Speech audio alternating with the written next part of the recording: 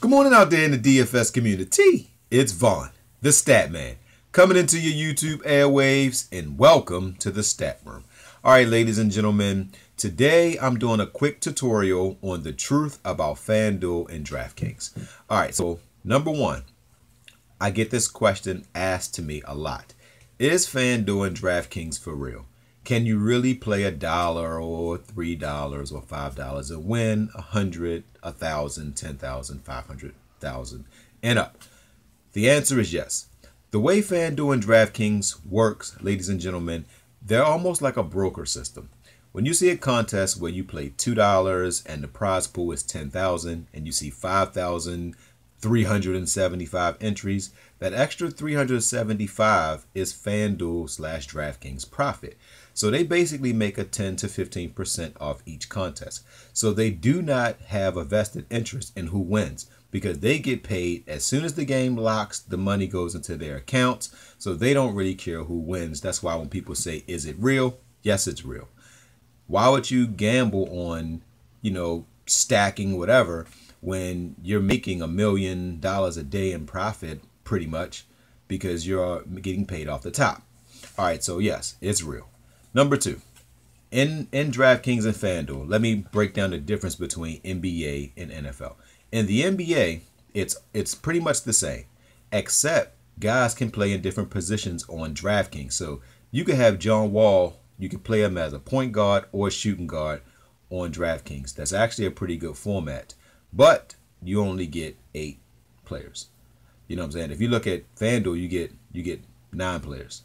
You get 2 point guards, 2 shooting guards, 2 small forwards, 2 power forwards in the center. But John Wall on FanDuel can only be rostered in the point guard position, as opposed to on DraftKings when he can be shooting guard. Sometimes you'll have a guy like James Harden might be a small forward, point guard, and shooting guard. All right, so next, on NFL, I really do like DraftKings NFL. The NFL is the same on DraftKings and FanDuel, except on FanDuel, you get a kicker, and then on DraftKings, you get what's called the flex position. All right, when you're playing FanDuel or DraftKings, the way that you win on the NFL, let me explain how you win on the NFL and FanDuel. All right, number one, when you're doing FanDuel, pick your kicker and your defense first, because those 2 positions will win you your lineup. An example, if you have your running backs, so let's say you pick 2 running backs and they get you 50 points, and you have a kicker that gets you 1 point, you're going to lose. You got to find a kicker that you think can get you 15 points and a defense that can get you 15 points, because those 30 points will be the difference in you winning no money and taking first place. Because on FanDuel and DraftKings, every point makes a difference. If you have, all right, now let me go through on FanDuel what it takes to win for each sport. On the NFL and FanDuel, you need to get anything over a 185 to win. On the NBA, if you're playing, this is for GPPs only, you need anything over a 385 to win. And in Major League Baseball, you need anything over a 220 to win.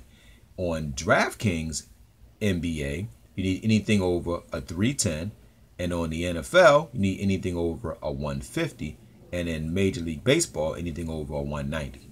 So unlimited GPPs are the toughest contests to win because you have 150 total entries that you can put in. So if you come up with a great lineup, let's just say your lineup is great, but you pick Millsap in your NBA, and Millsap, this is for FanDuel, and Millsap gives you 20 points. Somebody will have your same lineup, but instead of Millsap, they'll have Draymond Green, and Draymond Green put up 50. So when you play unlimited GPPs, only play those if you can put 20 different lineups in. I prefer head-to-heads in any, whether it's DraftKings or FanDuel, because you're going up against one opponent.